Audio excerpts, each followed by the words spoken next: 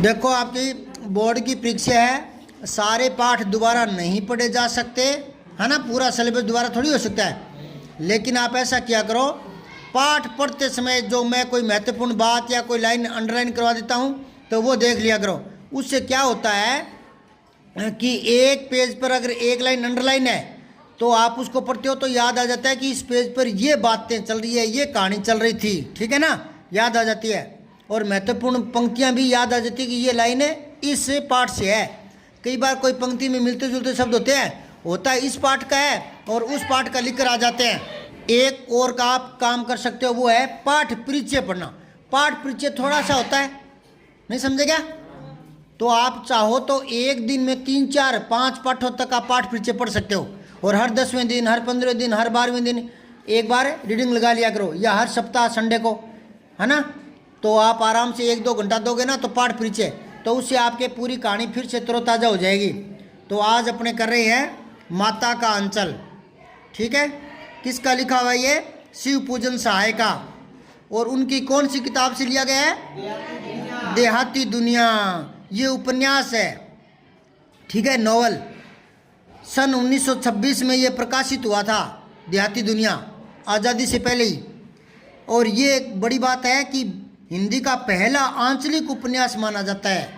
मैंने कल बोर्ड पर बताया था, आंचल, चंद्रबिंदु, अनुनासिक, वो तो होता है दुपट्टा, जैसे बोलते हैं ना माँ का आंचल। और एक होता है अंचल, अंचल जिसमें अनुस्वार लगाए, वो होता है क्षेत्र, अंचल, समझे? जैसे हिम अंचल, बर्फ वाला क्षेत्र, हिम अंचल, हिमांचल, हिमाचल प्रदेश नाम सुना है क्या? तो अंचल हो गया क्षेत्र, समझ गए क्या? हिम अंचल, हिम क्या होता है? बर्फ, हिम अंचल, हिमाचल, समझ में आ रही है? तो आंचलिक उपन्यास माना जाता है। अंचल होता है क्षेत्र, ग्रामीण क्षेत्र, है ना। जो ग्रामीण क्षेत्र होता है उसकी जो कहानी है या उपन्यास है उस पर लिखते हैं, जिसको आंचलिक रचना बोलते हैं। तो उसमें मैंने क्या विशेषता बताई थी? ग्रामीण शब्द मिलेंगे, खेत खलिहान का जिक्र मिलेगा, फसलों का जिक्र मिलेगा, पशु आदि का जिक्र मिलेगा, बताया था ना।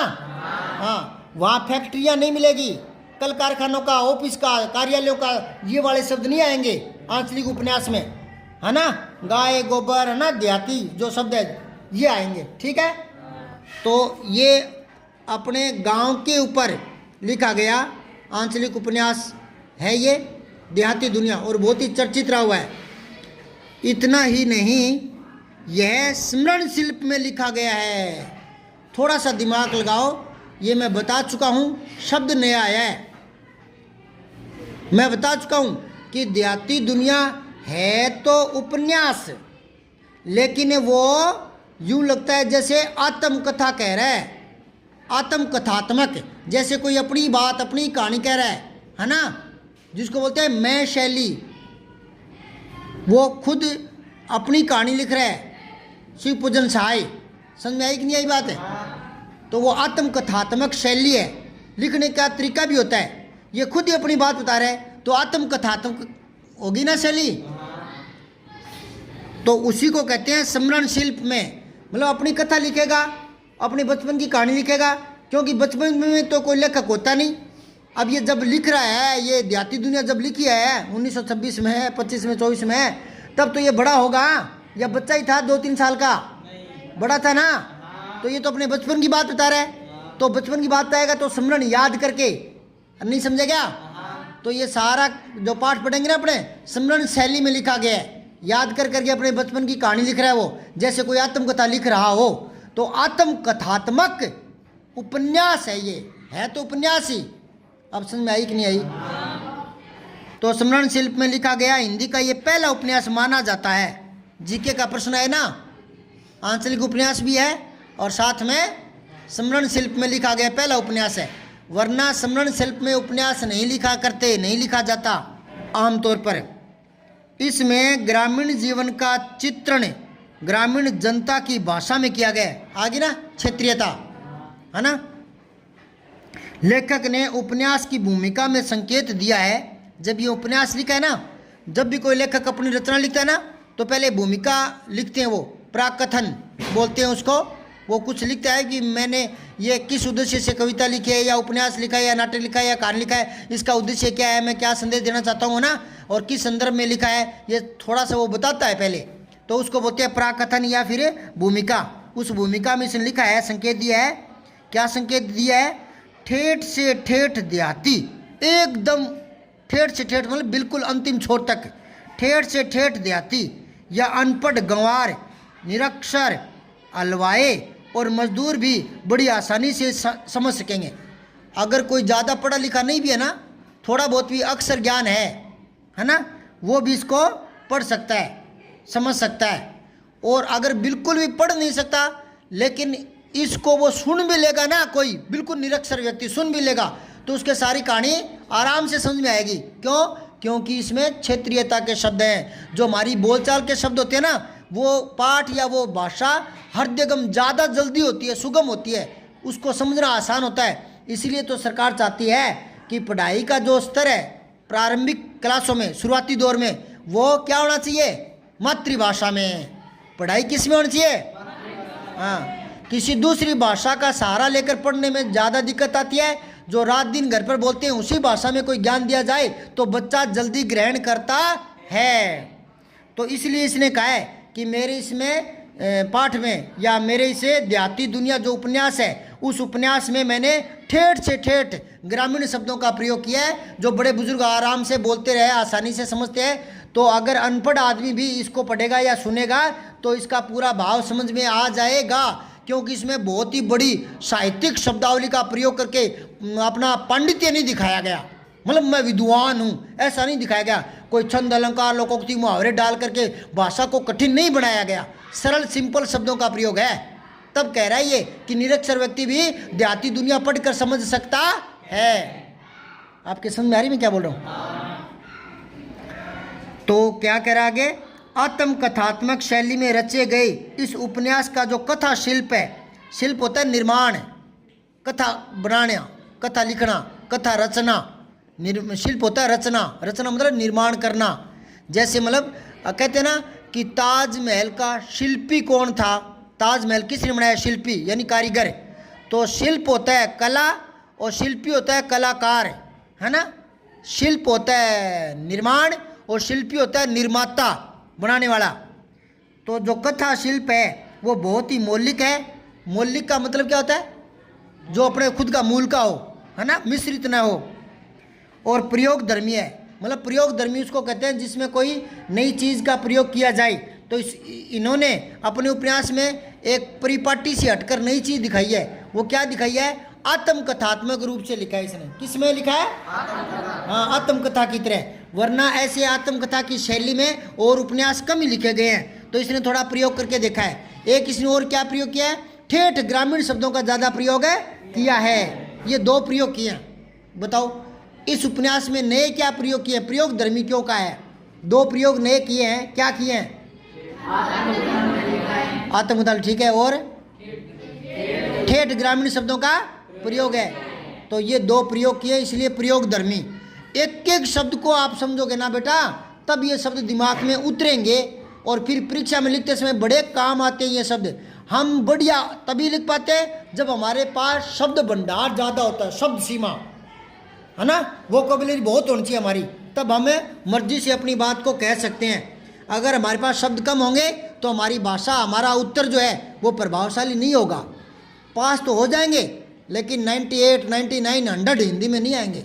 तो थोड़े शब्दों को सुधारो, नए नए शब्दों को सीखो, और जो कठिन लगे उसको शब्दार्थ के रूप में कॉपी में लिख लिया करो, और 5, 7, 10 दिनों में एक रीडिंग लगा लिया करो। तो ये शब्द दिमाग में बैठे रहते हैं, और इन्हीं का प्रयोग करके लिखेंगे उत्तर, तो हमारे उत्तर में जान होगी। वो जो पासबुक में रट करके लिखेगा उससे कहीं ज़्यादा आपके नंबर आएंगे, क्योंकि आपकी खुद की शब्दावली होगी। और बच्चे क्या करते हैं, पासबुक वाली रटी रटाई भाषा लिखते हैं, और जो जांच करता हो ना तो वो देखता है 1 कॉपी, 2 कॉपी, 3 कॉपी, वही शब्द, वही परिभाषा, वही लाइन, वही उदाहरण, है ना। तो उसको पता चल जाता है कि ये मौलिक नहीं है बच्चे की, है ना। पासबुक में से रटा हुआ उत्तर लिख दिया तो वो सामान्य नंबर देता है। जैसे उसके हाथ में जस गया 5 में से 4 तो 4 4 देता चला जाएगा। और एकदम से आपकी ये शब्दावली आएगी, जो पाठ परिचय में जो शब्द आपने पढ़े हैं वो यूज करोगे तो जांच करने वाले को पता लगेगा कि बच्चे ने किताब खोली है, साल भर मस्ती नहीं मारी। तो ये अलग शब्दावली दिखेगी ना, पासबुक की भाषा से अलग है, तब जा करके वो 5 में से 4 वाली शैली से ऊपर उठेगा और 5 में से 5 ही दे देगा। एक आधे नंबर का फर्क पड़ेगा तो 15-20 नंबर का फर्क है पड़ जाएगा। तो अभी आपको क्या करना है, सिलेबस आपका पूरा करवा दिया मैंने। अभी टाइम बहुत बड़ा है, दोबारा पढ़ सकते हो तो कुछ वो पाठ पढ़ लेना जो दोहराने में कमी आ गई हो या आप जिस दिन आए नहीं हो वो दोबारा पढ़ लेना। और जब घर पर पढ़ो कोई पैराग्राफ कोई पंक्ति नहीं समझ में आए तो मैं यहाँ बैठा हूँ, दूसरे दिन आकर के निशान लगा कर पूछ लो कि सर मैं पढ़ रहा था ये पंक्ति मेरे समझ में नहीं आई, और या तो पूछ लो कि सर पंक्ति छोड़ो मेरे तो ये पूरा पैराग्राफ ही नहीं समझ में आया, या कह दो कि सर मेरा पूरा पेज ही समझ में नहीं आया। कोई बात नहीं, अभी बहुत टाइम पड़ा, मैं दोबारा समझा दूंगा, ठीक है। किसी दिन होता है साल में, जुलाई में स्कूल खुलता है, तो आप अगर किसी दिन छुट्टी पर होते हो, है ना, कोई बीमार हो जाए, कोई और काम हो जाए, तो कोई बात नहीं, आप दोबारा किसी पाठ को पढ़ना चाहो तो पढ़ लो, अभी टाइम पड़ा है। और बाकी क्या करना है, पाठ परिचय तो बार बार, हाँ, क्योंकि पाठ परिचय वाली ये जो शब्द नहीं है, प्रयोग धर्मी, मौलिक, है ना, ठेठ से ठेठ, ये जो शब्द आप यूज करोगे ना अपने उत्तर में, तब वो सोचेगा बच्चे ने किताब खोली है। ये समझ में आ रही है क्या? बोर्ड की क्लास है बेटा, नंबर फुल खींचो जितने ज़्यादा उसके। कभी कोशिश ही मत करो कि मैं फर्स्ट डिवीज़न आ जाऊँ, नहीं, फर्स्ट डिवीज़न आजकल हर कोई आ रहा है। आप तो ये सोचो कि हिंदी में 100 में से 100 ला कर दिखाऊँ, और आजकल आते हैं, ठीक है। शिशु चरित्र, इसमें क्या दिखाया गया है, लेखक ने खुद अपने ही बचपन की बात आई है, नहीं समझेगा? तो शिशु चरित्र भोलानाथ, ये बताओ जो शिव पूजन सहाय है उनके बचपन का क्या नाम है? भोलानाथ। तो उसके पिताजी प्यार से कहते हैं, लेकिन उसका वास्तविक नाम क्या था? हाँ, तारकेश्वर नाथ। वेरी गुड, याद तो रखते हो आप, ये तो बड़ी गजब बात है, ताली बजाओ। तारकेश्वर नाथ तो है उनका मूल नाम, वास्तविक नाम जो पंडित ने रखा है, और पापा जी इसको क्या कहते थे? अच्छा, अब कोई हाथ ऊपर कर लेना, भोलेनाथ इसके पापा क्यों कहते थे इसको, बताओ। 1 2 3 4 5 6, तू बता बेटा। हाँ बता, कमला बता बेटा। हैं?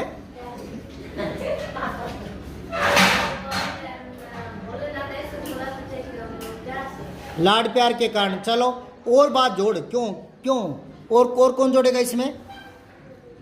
हाँ बता बेटा। क्योंकि एक तो उनके सिर पर बड़े बाल थे, हाँ, जूड़ा था, और त्रिपुंड लगाता था, है ना, सुबह उठ करके पापा से, तो त्रिपुंड माथे पर होती थी, और ऊपर से जटाओं, तो जैसे शिव जी लगता था ना, तो भोलेनाथ नाम रख दिया। ये आया नहीं था क्या? आया था ना? तो जो पढ़ते वो भूलने के लिए नहीं पढ़ा जाता, ठीक है ना? हाँ बैठ। अब देखो आगे, तो भोलानाथ कथानक का दृष्टि बिंदु है, मतलब मूल बात भोलानाथ पूरी चलेगी, पूरी कहानी। संकलित अंश में एक और बताऊं, ये देहाती दुनिया बहुत बड़ा उपन्यास है, तो आपके तो केवल उस उपन्यास में से कुछ एक पेज पाठ रूप में लगे हैं, पूरा उपन्यास नहीं है देहाती दुनिया। अगर वो पढ़ने का मन करे तो कभी पुस्तकालय में लेकर के पढ़ सकते हो। यहाँ तो उसका कुछ अंश है, कुछ पेज है देहाती दुनिया के, ठीक है, जो पाठ रूप में लगे। संकलित अंश में ग्रामीण अंचल और उनके चरित्रों का एक अनोखा चित्र है। ग्रामीण क्षेत्र कैसा होता है, ग्रामीण वातावरण कैसा होता है, ग्रामीण शब्दावली कैसी होती है, ग्रामीण खेत खलियान कैसे होते हैं, गांव के बच्चे कैसे खेलते हैं गलियों में, और गांव के बच्चों के खेल कौन कौन से होते हैं, ये सारी बातें इसमें आप पढ़ोगे, ठीक है। तो उनका अनोखा चित्र यहाँ खींचा गया है। बालकों के खेल, कौतूहल होता है जानने की जो जिज्ञासा होती है ना, उत्सुकता। माँ की ममता इस पाठ में दिखाई देगी आपको, गजब सी माँ की ममता, ठीक है। भले ही बच्चा पिता के पास ज़्यादा रहता है, पिता के पास ही सोता है ना। माँ के एक लाइन आई थी, आपने पढ़ा था थोड़ा सा, वो लाइन आई थी कि बच्चा माँ से तो संबंध इतना ही रखता है दूध पीने तक, जैसे ही माँ का दूध पिया पापा के पास, है ना, और खेलता भी पापा के साथ, सोता भी, उठता भी। लेकिन जब वो एक दिन डरता है, सांप से बहुत भयंकर रूप से डर जाता है, तो सीधा माँ की गोद में आता है। ये है माँ का लगाव, ये है माँ की ममता। पिता कहता है बेटा मेरे पास आओ, नहीं, माँ की गोद में दुपक जाता है। तो यहाँ बताया माँ की ममता, पिता का दुलार भी बताया है, लोकगीतों का भी इसमें जिक्र है, क्योंकि ये ग्रामीण अंचल है तो लोकगीतों का जिक्र भी आएगा। खेत खलियान लोकगीत, अरे लोकगीत कहाँ गाए जाते हैं? गाँवों में, नहीं समझे क्या? शहरों में तो फिल्मी गीत गाते हैं। तो ये लोकगीतों का इसमें है पुट आदि अनेक प्रसंग इसमें शामिल हैं। शहर की चकाचौंध से दूर, शहर की भागादौड़ से दूर गांव की जो सहजता है, सरलता है, गांव का जीवन सीधा सरल होता है, ठीक है, उसको रचनाकार ने आत्मीयता से, बिल्कुल अपनेपन से मन लगा करके प्रस्तुत किया है।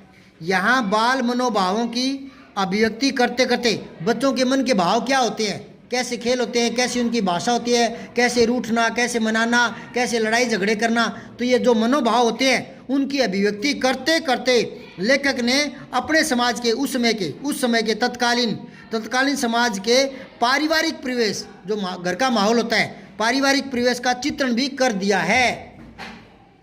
अब निकालो पाठ। माता का अंचल शिव पूजन सहाय।